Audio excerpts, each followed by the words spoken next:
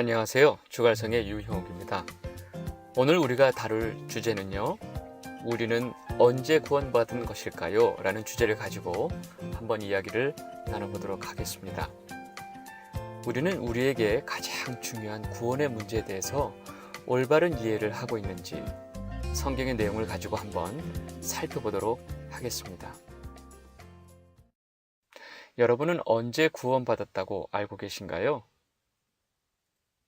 교회를 오랫동안 다니고 있는 우리에게 누가 단도직입적으로 당신은 언제 구원받았나요?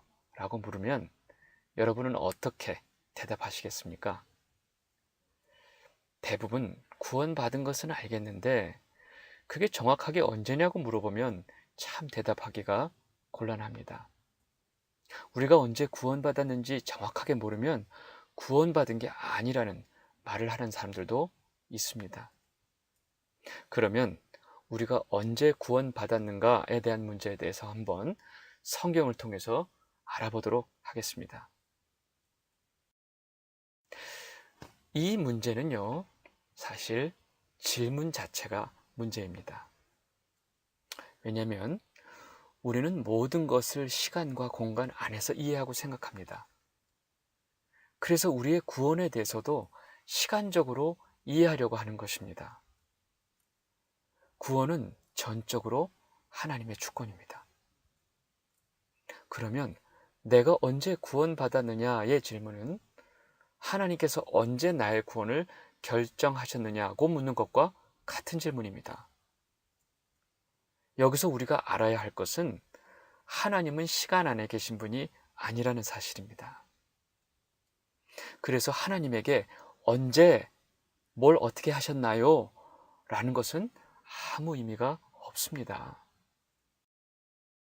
하나님의 계획을 시간으로 이해한다. 이 문제는요, 시공간의 영역이 아닌 영적인 영역에 계신 무한하신 하나님의 계획을 우리가 어떻게 시간적으로 이해할 수 있을까요? 그래서 개혁주의 정통교리에서 구원에 관한 시점에 대해서 말할 때 과거, 현재, 미래의 세 시제를 다 사용하는 것입니다. 다시 말하면 우리는 이미 구원받았고 지금 구원을 이루고 있고 또 앞으로 구원받을 것이다 라고 말하는 것입니다. 이런 알쏭달쏭한 표현을 사용하는 것은 영적인 사건을 시간으로 이해할 수 없기 때문에 모든 시간 표현을 다 사용하고 있는 것입니다. 구원의 시점에 대해서 바울이 어떻게 표현했을까? 한번 보겠습니다. 에베소서 1장 4절에서 5절 말씀, 곧 창세전에 그리스도 안에서 우리를 택하사 우리로 사랑 안에서 그 앞에 거룩하고 흠이 없게 하시려고 그 기쁘신 뜻대로 우리를 예정하사 예수 그리스도로 말미암아 자기의 아들들이 되게 하셨으니. 바울은 우리가 하나님에게 택하심을 입은 시점이 바로 창세전에 라고 말합니다. 창세전에란 표현은 시간이 만들어지기 전에 이미 우리의 구원이 하나님에 의해 이루어졌다고 말하는 것입니다. 구원의 시점에 대해서 한번 정리를 해보겠습니다. 우리가 태어나기도 전에 그리고 이 세상이 만들어지기도 전에 이미 하나님께서는 우리를 택하셨다는 것입니다. 시공간 안에 살고 있는 우리가 이 사실을 이해하는 데는 한계가 있습니다. 그래서 하나님이 우리에게 믿음을 선물로 주신 것입니다. 그 믿음의 눈을 통하여 우리는 창세전에 우리가 택하심을 입었다는 사실을 알게 되는 것입니다. 에베소서 2장 8절 말씀 보면 너희는 그 은혜에 의하여 믿음으로 말미암아 구원을 받았으니 이것은 너희에게 난 것이 아니요 하나님의 선물이라.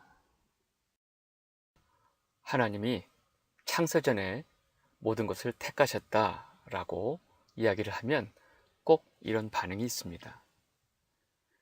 우리의 구원이 하나님에 의해 이미 결정되었다. 그것도 창세전에 이렇게 분명히 설명을 해드리면 꼭 다음과 같은 질문을 하는 분들이 있습니다. 그럼 우리가 열심히 교회 다니면서 봉사하면서 죄 지을까 봐 하고 싶은 것도 못하면서 살 필요가 있나?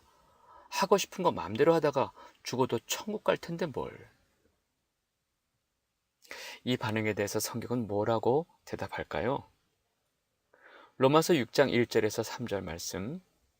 그런즉 우리가 무슨 말을 하리요? 은혜를 더하게 하려고 죄에 거하겠느냐? 그럴 수 없느니라. 죄에 대하여 죽은 우리가 어찌 그 가운데 더 살리요? 무릇 그리스도 예수와 합하여 세례를 받은 우리는 그의 죽으심과 합하여 세례를 받은 줄을 알지 못하느냐? 성경의 대답은 분명합니다. 바울은 하나님의 택하심으로 믿음을 선물로 받은 자들은 절대로 그렇게 살 수 없다고 단언합니다. 예수 그리스도의 은혜를 깨달은 자들은 이 땅에서 사람들이 가장 좋게 여기는 것을 오히려 해로 여기고 배설물로 여기게 된다고 합니다. 빌립보서 3장 7절에서 8절 말씀. 그러나 무엇이든지 내게 유익하던 것을 내가 그리스도를 위하여 다 해로 여길 뿐더러 또한 모든 것을 해로 여김은 내 주 그리스도 예수를 아는 지식이 가장 고상하기 때문이라. 내가 그를 위하여 모든 것을 잃어버리고 배설물로 여김은 그리스도를 얻었기 때문이다. 그러면 우리의 구원은 변할 수 있을까요? 이제는 이 질문에 대한 대답이 분명해집니다. 절대로 그럴 수 없다는 것입니다. 로마서 8장 38절에서 39절 말씀. 내가 확신하노니 사망이나 생명이나 천사들이나 권세자들이나 현재일이나 장래일이나 능력이나 높음이나 깊음이나 다른 어떤 피조물이라도 우리를 우리 주 그리스도 예수 안에 있는 하나님의 사랑에서 끊을 수 없느니라. 아멘.